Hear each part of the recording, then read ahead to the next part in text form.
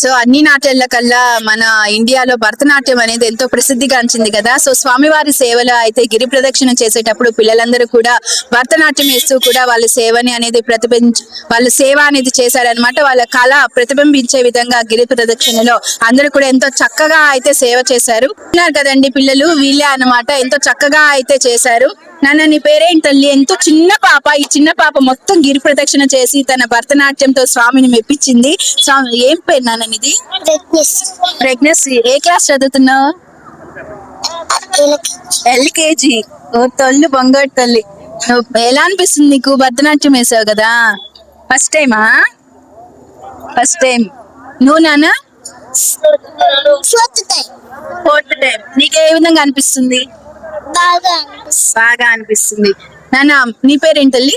ఆద్వితశ్రీ. ఆద్వితశ్రీ. చాలా చక్కగా ఉన్నారు. భరతనాట్యం వేశారు కదా, దాదాపు ఎన్ని సాంగ్స్ వేసుంటారు నాన్న? 10 songs, 6 సాంగ్స్ వేశారు. సో ఇంత మొత్తం కూడా తిరిగి వచ్చారు కదా, మీకేం కాళ్ళు ఇప్పుడు అనిపించలేదా? పుడుతున్నాయి. అయినా మీ అందరు కూడా స్వామివారి ఆశీస్సులు బాగా మెండుగా ఉంటాయి. అందరూ కూడా ఎంత బాగా కష్టపడి స్వామివారి సేవ చేశారు. నీ పేరేంటి తల్లి? వీక్షిత. నీ పేరు నాన్న? వేదశ్రీ అల్కనంద. నువ్వు నాన్న? రశ్మి ప్రణవి. మీ అందరికి ఎలా అనిపిస్తుంది? బాగా అనిపిస్తుంది.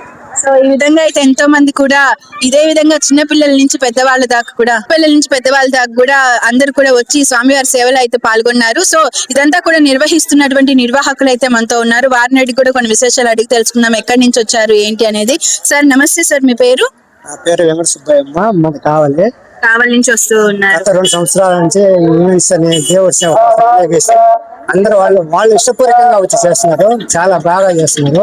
అందరూ ఈ కార్యక్రమాన్ని ఇంటి దగ్గర ప్రిపేర్ అయ్యి వచ్చి దేవుడి సేవ చేయాలనుకుని అందరూ వచ్చి చాలా బాగా చేస్తున్నారు. వాటికి కూడా అందరికీ నా కృతజ్ఞతలు తెలియజేస్తున్నాను. చాలా చాలా సంతోషంగా. ఎంతమంది వచ్చారు సార్ మీ కమిటీ తరఫున?